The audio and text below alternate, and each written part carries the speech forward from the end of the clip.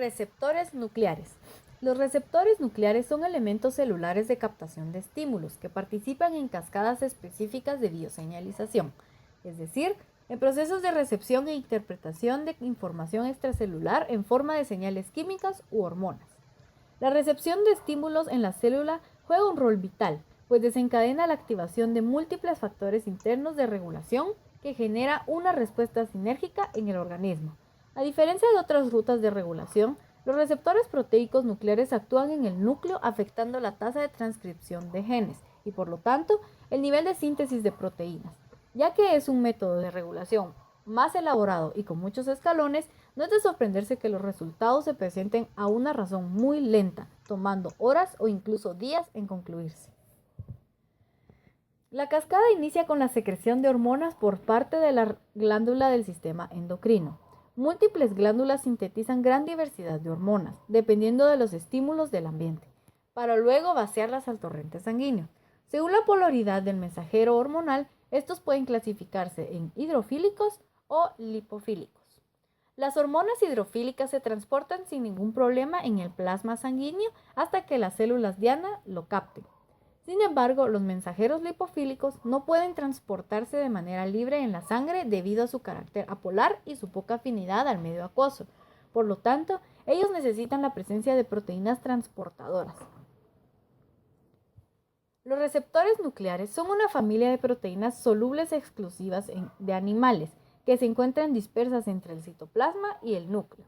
Estos receptores presentan 5 dominios funcionales: una región N-terminal, un dominio de unión al ADN, una región eje, un dominio de unión al ligando y la región final F. La región N-terminal es el sitio donde los coactivadores se unen. La región del ADN, también conocida por sus siglas DVD, es donde se da el reconocimiento hormonal, a través de los motivos estructurales conocidos como dedos de zinc. La región eje es en realidad una bisagra que une al DVD y el LBD. El LBD, o dominio de unión al ligando, por su estructura reconoce selectivamente a cierto tipo de ligando, dependiendo del tipo de receptor nuclear. Tiene también la función de unión, dimerización y transactivación. Y la región final F contiene otro dominio de transactivación dependiente del ligando. Los receptores nucleares se clasifican según su ligando específico, existiendo 3 tipos. Tipo 1, los receptores esteroideos. En ellos los ligandos son hormonas hidrofóbicas que se derivan del colesterol. Estos se encuentran dispersos en el citosol y el núcleo. El tipo 2 es de los receptores tiroideos.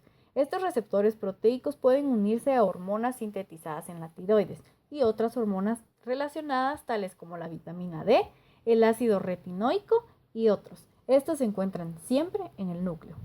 Y el tipo 3, que son llamados receptores huérfanos. Son receptores cuyo ligando no se conoce aún y se caracterizan por la unión monomérica del complejo receptor-ligando para la interacción con el ADN.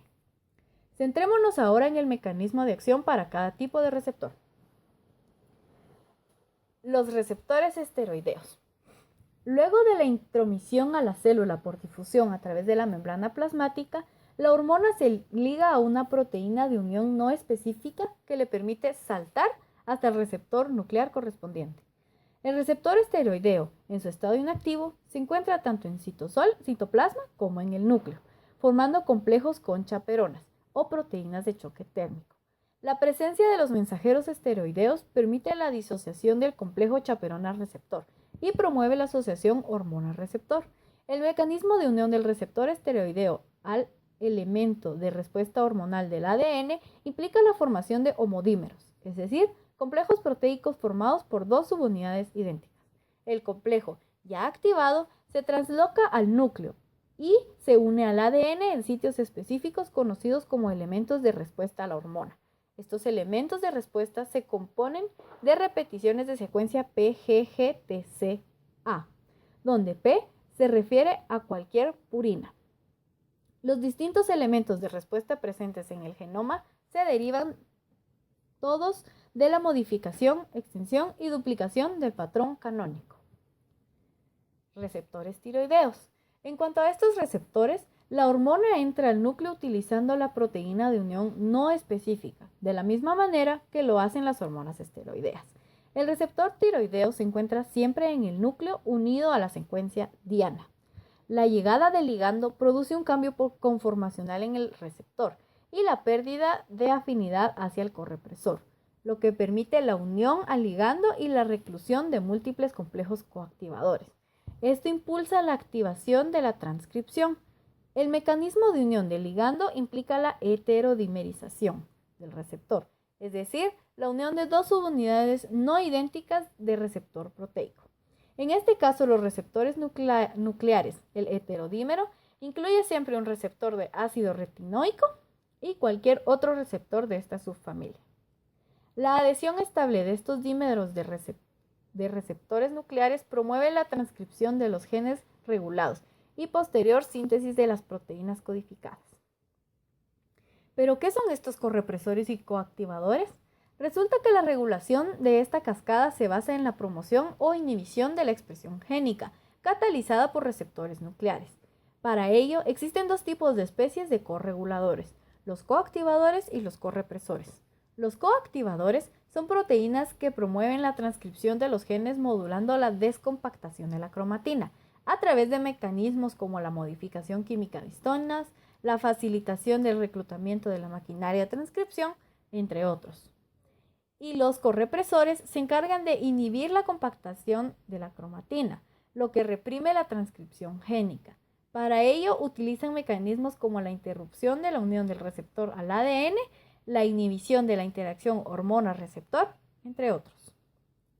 La cascada de señalización también está regulada por la entrada y salida de receptores nucleares al núcleo.